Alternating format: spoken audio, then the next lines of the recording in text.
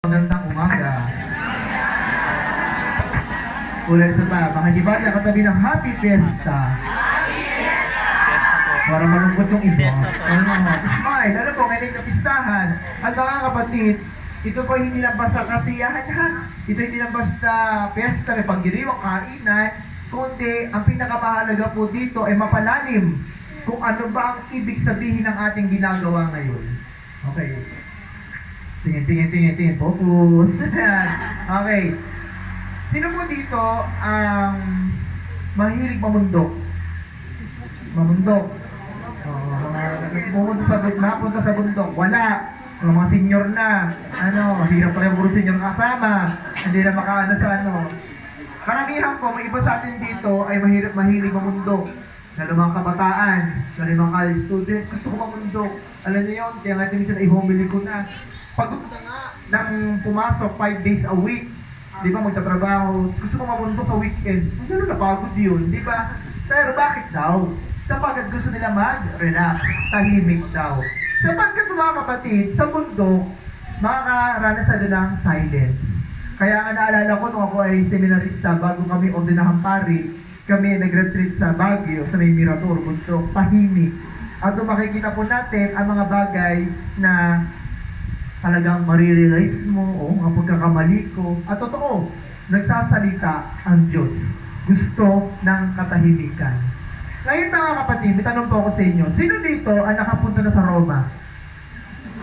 Malay ko ba? Nakapunta sa Vatican? Ano po ba? Wala. Umaming na. Nakapunta naman sa Italy. Pag pumunta po kayo sa Roma, o sa ibang simbahan rin naman, lalo kasi sa Roma po, St. Peter's Basilica, makikita sa mga pictures sa internet. Makikita niyo po doon, yung altar doon ay laging elevated. Okay? Lagi siya mataas. Bakit? Hindi para makita na ng mga tao, para accessible at para makita ng mga tao. At because it symbolizes something. Ano yung sinisimbolize niya? Ang sinisimbolize niya ay isang bundok. Okay? Bakit bundok? Ito minsan nasabi ko na sa aking mga homilia, kung makikita po ninyo sa mga love stories po na mga nagdaan, karamihan ng mga love stories ay nagtatapusan sa bundok. Kung alam niyo yung Crush Landing on You, doon nauso ng pandemic, doon ang unang K-drama, dati yung unang K-drama meron na panood kayo, wala, nagtuloy-tuloy na. Di ba? Yung K-drama na iyo, makikita natin nagtapos sa Switzerland, sa bundok, mountain. At nakikita natin itong mga love stories na tapusan sa bundok. Bakit? Sinasabi mga kapatid na ang bundok, dito nangyayari ang mga love stories. Okay, nagtatapos. Tingnan natin ang banal na kasulatan. Saan ibinigay sa utos? Bundok. Sa bundok ng Sinai, di ba? Monore po, bundok ng Sinai. Saan dapat iaalay o sinubukan ang pananampalataya Abraham? Sa bundok ng Moriah. Saan nagbagong anyo si Jesus? Transfiguration. Sa bundok. Saan ipinako si Jesus? Sa Kalbaryo, sa krus. Hindi sa krus. Yan, nakikinig. Hindi na-homily ko na dati sa krus. Sa bundok. Kung makikita po ninyo, bakit lagi sa bundok? Sapagkat natin mga kapatid, tandaan natin, ang banal na ang kwento ng Diyos at ng tao, ilang yung love story. Okay? Kaya kinakasa love story Ang inoordinahang pare, love story. Love story ng tao at ng Diyos. At makikita mo natin dito na si Lord ay nakikipagkasundo sa tao. At makikita mo natin ang mga elemento sa bundok. Di ba sa banal na misa? Ano nangyayari sa banal na misa pag araw ng linggo lalo? Merong insenso. Okay? According to Pope Benedict XVI, yung incense, it symbolizes the mystery of God, ang hiwaga ng Diyos. Sinasabi rin, ang insenso ay pagtaas sa ating mga panalangin. Pero makikita po natin doon, sa lumang tipan, ang tawag po doon ay Shekinah. Sabihin nyo nga, Shekinah. Isa pa. Ano ibig sabihin ng Shekinah? It is a Hebrew word. Sa mga nagpa-Bible study, baka hindi na po ninyo, Shekinah, Chakan. Ang ibig sabihin na sa Hebrew Shekinah, the presence of God. That is the presence of God. Sa pamamagitan ng, nakikita siya sa pamamagitan ng isang ulap, parang usok. Kaya sa banal na misa, gumagamit tayo ng insenso. the presence of God. Kung maalala ninyo, nung naglalakbay ang mga Israelitas sa disyerto, ano yung sumusunod sa kanila? Kung hindi apoy ay ulap, the presence of God. Tandaan ninyo, noong nagbagong anyo si Jesus na transfiguration, ano yung nasa paligid? Ulap, the presence of God, Shekinah. At makikita po natin dito mga kapatid, sa first reading natin, kung kayo nakikinig sa akin ng first reading natin, sa akin ng ating first reading, yan! Mga ito, Zacarias. Mga kapatid, ang tinutukoy sa ating first reading ngayon ay Shekinah, the presence of God. Ano tinatawag po dito? Ano sinasabi dito? Umawit ka sa kagalakan bayan ng Sion, pagkat maninirahan na ako. Mga kapatid, darating ang pagkakataon, dati, ang presensya ng Diyos ay nasa Shekinah na, di ba? I mean, nasa Shekinah siya, nasa presensya niya ay nasa isang templo lamang. Di ba? Nasa templo. Pero sabi dito, darating ang pagkakataon, maninirahan siya hindi lamang sa templo, kung hindi, pag sa English po kasi, daughter of Zion. Daughter of Zion. Sino yun? Ang presensya ng Diyos ay hindi lamang sa isang lugar, kung hindi sa isang nilalang. Sino yun? The daughter Zion. Daughter of Zion. Sino yun?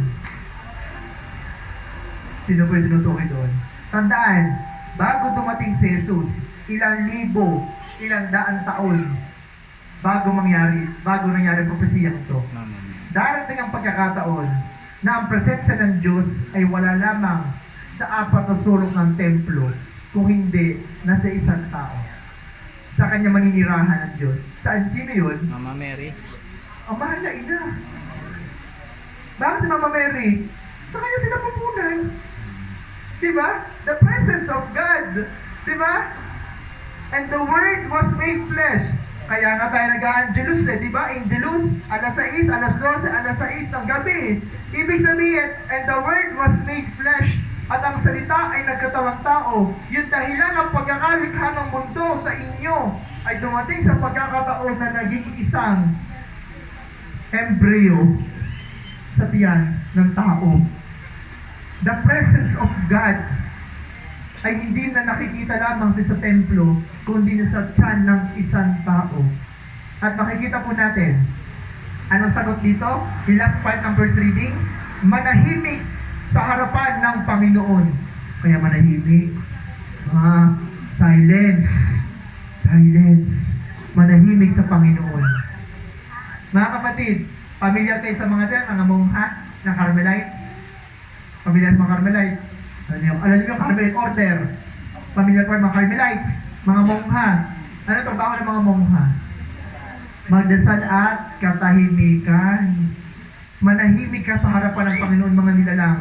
Hindi utos sa atin, ibig sabihin, ang isang taong tahimik, ang isang taong nakikinig, di ba? Sa kanya binibigyan ang pagpapala. Bakit? Ang isang taong madaldal, gusto naririnig sarili lamang niya. Di ba? Salita na salita, hindi marunong makinig, walang listening skills.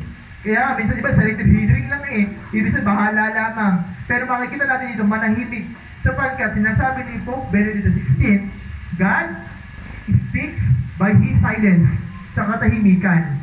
Kaya mga kapatid, sabi nga, ang mga Pilipino kasi iingay. Di ba? Totoo yun. Sa mga, sino po dito nakapunta na sa Vietnam? Ano ba yan? Ang hirap mag-ano. Sa ibang bansa, yung mga, ito po, ako hindi pa nakakapunta rin naman. Inikwento lamang. At ibang bansa, ang mga simbahan po doon, may mahulog ko lamang na gamit, nakakahiya. Kasi mag-focus ang ingay. Ang mga simbahan doon, napakatahimik. Silence. At makikita po natin, pag tayo tahimik, may kapayapaan. Di ba? Peaceful. At yung kanyang presensya ay naroon. Ito, tandaan nyo. Ito yung gospel. Sino dito nagsimba na Sunday? Sino ba dito nagsimba na Sunday? Ayan. Yan, na Sunday. Yan.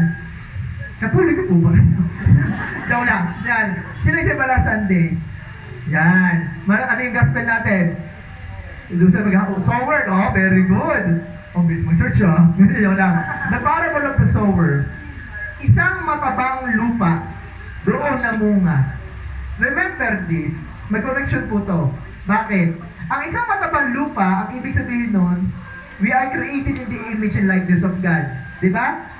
Nilikha tayo sa wangis ng Diyos. Saan tayo nilikha? Anong material? Lupa! Sa lupa tayo nilikha na binigyan ng dignidad ng Diyos ng kanyang hiningahan. Diba? Hinulma. Kaya kapakikita natin, lupa tayo, kaya kapag namatay tayo, pag Ash Wednesday, pinapahira tayo ng abot. Balik tayo sa alabok. Tingnan nyo, pag hindi kayo naligo, may lupa kayo. Diba? At nakikita natin, ang isang taong namumunga ay yung taong walang hindrance. Diba? Walang bato, hindi naaapakan, hindi matigas. Hindi matigas, ibig sabihin hindi mayabang yung sarili niya, kundi open sa biyaya. Kaya mga kapatid, ang tinutukoy dito yung katahimikan. Patahimikin ang sarili at huwag lang yung isipin ang gustong sabihin para sa iba. Manahimik. At tingnan niyo yung gospel natin ngayon. Sinasabi dito na sino bang aking mga kapatid? Sino ba yung aking mga kamag-anak? Ang sino bang sumusunod sa kalooban ng Diyos ay ang aking ina at kapatid. Actually, ito po ay pagpupuri sa mahal na ina. Sapagkat ang pinakamodelo ng pakikinig ay sino? Pagsunod, ang kanyang nanay. Di ba? Isipin niyo to. Paano naglihi si Maria? Paano naglihi? Ano yung naging proseso? Sana lang. Sa pamamagitan ng? Espiritu Santo. Opo, paano? Ano proseso? Ay, sa biology, sa pamamagitan na syempre ng natural, di ba? Sexual, ganyan, di ba? Pero makikita natin, paano naglihi si Maria? Sa pamamagitan ng pakikinig. Mamaya maglihi kayo bigla dyan. Totoo, sa pamamagitan ng pakikinig. Di ba? Binati na anghel ang Panginoon si Ginoong Santa Maria at siya'y naglihi ng Espiritu Santo. Sa pamamagitan ng kanyang pakikinig, siya ay naglihi. Listening. Di ba? Yun ang naging daan. Tinanggap niya at sa kanya, nanahan ang Diyos. Mga kapatid, ang tinutukoy ng Diyos dito, ng Panginoon, inuulit niya dito, ang sino mang sumusunod sa kalooban ng aking Ama sa akin, ay ang aking kapatid. Kaya mga kapatid, kayo hatandaan nyo to. Ang pagiging ina, kamag-anak ni Jesus ay hindi basta biologically speaking, but spiritually speaking. Ang sino mang nakikinig, okay, nakikinig ako, pasok dito, labas doon, hindi ganon. Dapat natin mo sa isip at dito sa puso. Kayo pa scapular kayo, baka hindi naman di ba? Kaya ibig sabihin nun, ang pagsusuot ng eskapularyo, mga kapatid, na reminder, hindi anting-anting ha? Hindi anting-anting, hindi magic. Okay, reminder. It is a reminder for all of us na tayo ay anak ng Diyos at ina natin si Maria. Okay? Pandayan na kayo anak ng Diyos at alagad ni Maria. Ibig sabihin, lahat ng gagawin natin, iisipin natin, ito ba'y kalooban ng Diyos o ito'y gusto ko lamang? Kaya tinutukoy dito, kaya may tela yan. Alam niyo, originally, ang scapular po, yung suot ni Mama Mary, nakakita kayo ng mukhang Carmelita, yung malaking suot. Eh ngayon, pinaliit lamang. Ay, isipin nila, kapag nakaganyan, napakalaki, napakainit.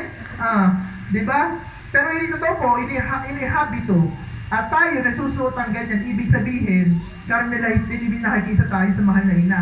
Anak tayo ni Maria, nagpapasakop tayo kay Maria. Ako minsan din sa inyo. Exorcist po ako, Ang dami ko ng kaso, ng demonyo. Okay, nakausap ko. Isang beses, ako ay nag-exorcism. Ako nagpapalayas. Hindi, sinapian, ganyan. Itong babae, ibinigyan ko ng eskapularyo. Kasi may mga naririnig siya. Ang sabi sa kanya daw hubarin mo yan. Hubarin mo yan. Sabi ganyan. So, ibig sabihin, takot ang demonyo. Eskapularyo. Bakit? Kasi, ibig sabihin, inaangkin siya ni Maria. Okay? Takot ang demonyo. Mami, makakuha. Effective pala. Effective na. Gawa naman ng masama. Wala din. Aba, ang hamon sa atin dito, na pagsusunod dito, gagawin natin yung sinasabi sa Ebanghelyo, ang sino mang sumusunod. Gagawin natin yung tama, gagawin natin yung totoo. Ibig sabihin, maging kamukha tayo ni Kristo. Na makita sa atin ang eskapularyo, nakikita sa Kanya ang Diyos. Okay? Itong hamon sa atin, ha? Mga kapatid, baka mamaya, may scapular naman ako, pero hindi ako magsisimba pag-aaral ng linggo. Eh wala din. Ano? Magsisimba tayo sapagkat alam natin, ang pinaka-source ng lahat ng bagay na biyaya ay ang Diyos sa pamamagitan ng mahal na ina. Kaya mga kapatid, ito'y challenge siya. Ito'y hamon. Hindi to given. Kasi may pangako ang Mama Mary, ang sabi nga ni Mama Mary, ang sino man magsusuot ng eskapularyo ay hindi makakatikim ng impyerno. Di ba? Whoever wears this scapular shall not suffer eternal fire. Eh baka naman puro gawa ng masama. Ano? Hamon. Hamon sa atin. Na yung ginagawa natin, yung ipinapakita natin ay naaayon sa kanyang kalooban. Tandaan ninyo, yung sinasabi sa mahal na ina, Daughter Zion, mananahan sa iyo ang Diyos. Ikaw ay templo ng Espiritu Santo. Bakit? Sapagkat ikaw ay binyagan. Okay? Kaya mga kapatid, irespeto ang katawan. Okay? Banal yan. Banal. Ibig sabihin ng banal, pag-aari ng Diyos. Kamukha ng Diyos. Tingnan mo yung katabi mo. Tingnan mo yung katabi mo. Naniniwala ka bang kamukha ng Diyos yan? Babalik tayo sa katawa. Bakit dudura kayo? Naniniwala kayo? Hindi na, sir. Ano may hindi? Naniniwala ba kayo? Kamukha ng Diyos yan? Naniniwala. Parang wala nakikinig. Mga taga-Carmel, naniniwala ba kayong kamukha ng Diyos yan? Yes, kamukha ng Diyos yan. Gaano man kasama ang isang tao, gaano man ito binuwa na masama, imahe pa rin ng Diyos yan. At yan ay para mabago.